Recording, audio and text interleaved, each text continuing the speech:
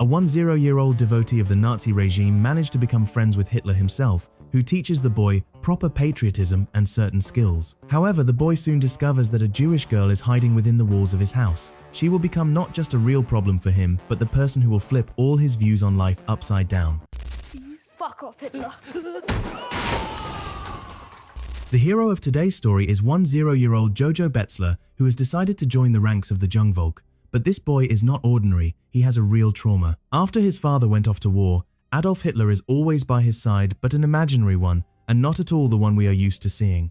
Yet, it is he who helps the boy remain a patriot of his country. The boy sets off to study Aryan ideals not alone, but together with his comrade Yorkie. The instructor for these teachings is Captain Klenzendorf, who promises to make real men and women out of these milksops. He ended up here after losing an eye during a top-secret operation, but after demonstrating his skills, it becomes clear that his shooting hasn't suffered because of it. The children are equipped with special Hitler Youth knives. Today you boys will be involved in such activities as marching, bayonet drills, grenade throwing, trench digging, map reading, gas defense, camouflage, ambush techniques, war games, firing guns, and blowing stuff up. The girls will practice important womanly duties, such as dressing wounds, making beds, and learning how to get pregnant. The adventure, of course, could not pass without injuries. The instructors quickly identify the first weakling during cruel survival games, and it turns out to be our little Jojo. After such a difficult and fiery day, Jojo discusses his expectations for a first meeting with a Jew with Yorkie, where Jojo does not neglect to mention his own excessive cruelty. However, when the time comes to demonstrate his strength on an ordinary rabbit, the boy cannot go through with it and instantly becomes an object of bullying for the children and supervisors, who don't forget to touch upon the sensitive subject of his father. The boy is given a new label, Jojo Rabbit, signifying his cowardice, so the youngster immediately runs away. He finds support from his imaginary friend until Yorkie appears. After this, the little one finally decides to act and, during training, grabs a grenade from his teacher's hands to show real class, but only manages to show others how they should not act. Shit. Shit! Jojo is rushed to the hospital as quickly as possible. His mother's going to kill me. The boy recovers quickly and finds himself back home, where his mom, Rosie, says that scars on the face are the first sign of a real man, trying to cheer up her maimed son. To avoid leaving him alone, Mama bursts into the office of Captain Klenzendorf, who was demoted after the incident. After giving him a piece of her mind, Rosie orders him to look after her son while she is at work. Little Jojo is given a simple job handling war enlistment propaganda, but even there, old acquaintances find him and don't forget to remind him that he is a pathetic rabbit. Still, the boy encounters his mother in the city, who witnessed the horror on the streets of Germany, Jews hanged right in the central square. After the workday ends, Jojo returns home and hears a noise upstairs coming from the room of his late sister Inge. While examining the room, the boy notices a scratch on the floor, which leads him to the discovery of a secret door in the wall of their house. There, he encounters a real girl who decided to take advantage of the moment and play with the little fearful Nazi. She manages to take his knife and advises him not to report this to the proper authorities. His mother invited her into the house, so if she is found, she can easily tell them that their family was helping her, and such things are not approved of in today's Germany. The imaginary Adolf immediately suggests that Jojo talk to her, although his outfit turns out to be not quite suitable for negotiations. The girl outplays the boy, taking another knife from him and ordering him to get out of her room. Adolf again suggests the boy find a solution, and for now, the only way out is to play by her rules, so she relaxes and then deliver a crushing blow. Since the decision-making was over, he could leave the youth's consciousness. The boy doesn't go to sleep, but waits for his mom and tells her that he heard the ghost of his sister Inge and thinks they have rats. Mom supports his version, but isn't very happy that her son seems to be losing his mind, so she quickly finishes her chores and puts the boy to bed, while she herself goes to her secret guest. The girl's name is Elsa. She was a classmate of her late daughter, and now because of her Jewish blood, she is forced to live almost in a basement at the home of a secret Protestant against current politics. The next day, the boy finds himself at the pool, where his mom again intimidates Captain Klenzendorf. She came to check on him after a painful massage and then went to work. The little one didn't lose hope and tried to learn more detailed information from the elders about what exactly needs to be done once you recognize a Jew. This, of course, raises suspicions, but the situation is saved by the fact that the children in the pool start drowning.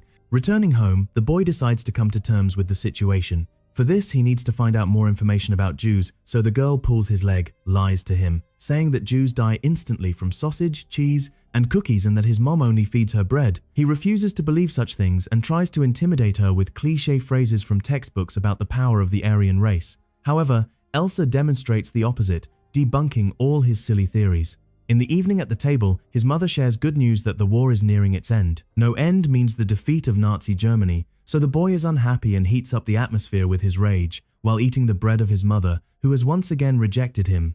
Then Rosie tries to help the boy by playing the role of his father so that he can finally let go of his departure, and this leads to a rather fun pastime. Meanwhile, a bored Elsa sits upstairs. This doesn't calm the little one down much. He returns to the girl again and asks her to draw the place where all Jews live and where their queen lays eggs. But Elsa tells him about her beloved who proposed to her, quoting Rilke's poems, and who is now fighting in the resistance. She finished the drawing quickly because she wasn't drawing a country but his scary head, which someone will also love one day, and he will forget his Nazi views, dreaming only of hugging his beloved once more. Such words make Jojo feel disgusted. He immediately goes to the library and does a dirty thing. He writes a letter on behalf of Elsa's beloved, informing her that he cheated on her and deceived her, and now they will never meet. The touched girl immediately returned to the hideout, but our boy realized his guilt and an hour later scribbled a new letter, where he apologized on behalf of her boyfriend and said it was a joke when they meet. They will likely get married, but he is still fat and unemployed. After such closeness, the children face off in a battle of wits over the knowledge of composers, where Jojo suffers a quick defeat and promises to report any new letters. Spending time with her little one, Rosie doesn't forget to remind him about that same romance, although the little one turns out to be obsessed with war, metal, and dynamite.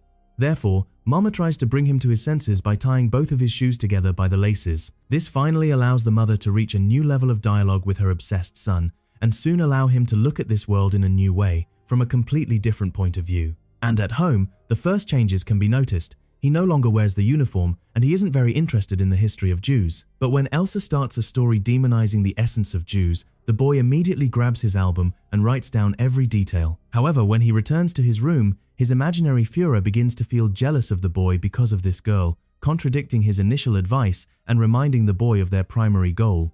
Meanwhile, upstairs, the mother was already talking to Elsa about how her son is changing before her eyes. It's a pity she didn't witness such a transformation in her own daughter. Although watching this process in Elsa will give her no less pleasure after the end of the war, when she can finally start living a real human life. Jojo goes to Captain Klenzendorf again, letting the adult in on the terrible details about Jews that he supposedly found in the library for his book, Yoo-Hoo Jew, an expose on Jews. But this only makes the superior officer laugh, discussing the absurdity of such a title. However, when he begins to demonstrate his creative developments for improving the soldiers' combat uniforms to the boy, it's definitely not the boy who should be considered crazy here. Thus, the captain is also preparing a plan to protect the city, and for this, he needs metal. Therefore, in a semblance of the Young Volksschule, a mass collection of scrap metal from the houses of virtuous citizens begins. But on the street, he notices his mom, who is busy distributing leaflets about the liberation of Germany, and later meets Yorkie, who at 11 years old has already become a real soldier and shared his experience of his first meeting with a Jew who turned out to be a completely ordinary person. So all this hullabaloo became incomprehensible to him. Jojo returns home without strength or mood, so he decides to lift it at least for the Jewish girl by giving her broken pencils. The girl, of course, takes this as a gesture of goodwill and asks what happened. The boy immediately tells her that he is too ugly and will never be able to kiss a girl. Elsa immediately destroys these doubts by offering him her kiss, but first she will need to wash, which the boy allows her to do. While waiting for her outside the door, he realized that butterflies were fluttering inside him, the ones his mum told him about. Only everything dissipates after a knock on the door where members of the Gestapo appear. They immediately penetrate the house and proceed to search for signs of a dirty nation being in the house. Suddenly, Captain Klenzendorf appears, having decided to drop by Jojo's house to bring some new propaganda. The senior officer's name is Dirtz. He greets the captain and asks to continue his procedure as they have many such investigations. After searching the boy's room, he has no suspicions until he notices the disappearance of his knife, which turns out to be in the hands of the suddenly appearing Elsa, or rather, his sister Inge. She is immediately asked to show her room and provide documents. Captain Klenzendorf himself ventures to check them and notices nothing strange. Although Dirtz notices a strange detail, the Yoo-Hoo Jew album. Elsa claims authorship of this work, which delights the Gestapo men, who are extremely surprised by her demonic theories, which will surely turn out to be true. The Gestapo leave their home along with Klenzendorf, who was glad to meet Inge. But when the kids are left alone, the girl reveals a terrifying fact. Ingi was born on the 7th, not the 1st as she said, which means Captain Klenzendorf helped them.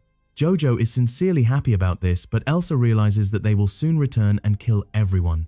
When the little one is left alone, the imaginary Adolf accuses the boy of a decline in patriotism, and out of grief, he goes out to the street, where he notices a beautiful butterfly similar to those very butterflies fluttering in his stomach. Only following it, he finds himself in the square where he discovers his hanged mother, who was caught for treason against the state. Returning home filled with rage, he tries to kill Elsa, but nothing works and he gives up. Elsa, of course, tries to support the boy and tells him that his father is not at war. He is working in the resistance on the enemy's side and should return after the war ends. In the meantime, she will stay with him so he shouldn't be upset. From that moment on, they had to scavenge for whatever they could find. Although his imaginary friend ate as he should, Jojo predictably begins to spend much more time with his friend and eventually falls in love. When the whole world stood against them and they were already nearing defeat, the boy met Yorkie, who was very happy to see his old friend. Jojo decides to confess to his comrade that he has a Jewish girl at home and she will likely become his girlfriend. Yorkie is happy for him, of course, but gives his friend disappointing news. The Russians and Americans have gotten very close. Everything will soon come to an end, and Hitler has already committed suicide. So many horrors that he hid from the common folk have surfaced. Jojo is in shock. When they meet their female supervisor who was sending all the children into battle, our main character finds himself there too. Die, devil, stop! There, after the first shell shock, he was finally able to witness all the horrors of war, especially this improved combat uniform of Captain Klenzendorf. After the end of hostilities, Americans and Russians entered the city, so little Jojo was taken prisoner. Klenzendorf ended up there too. He supports the boy after his mother's death and reminds him that his book is worthy of great success, so he shouldn't give up on it. Now, he rips the uniform off him and puts on a show, claiming this boy is just another Jew, thereby releasing him from captivity. As the boy was walking away, a series of shots rang out behind him. Yorkie turns out to be alive and reminds the boy that Elsa can now be free.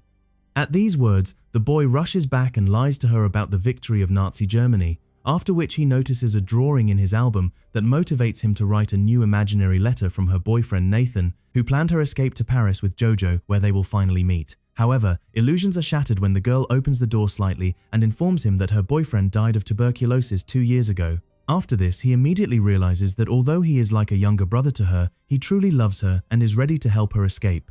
So he does, but when the girl realizes that Nazi Germany is no more, she gives him a slap for the deception and without words invites him to a dance, that very symbol of freedom his mother spoke of.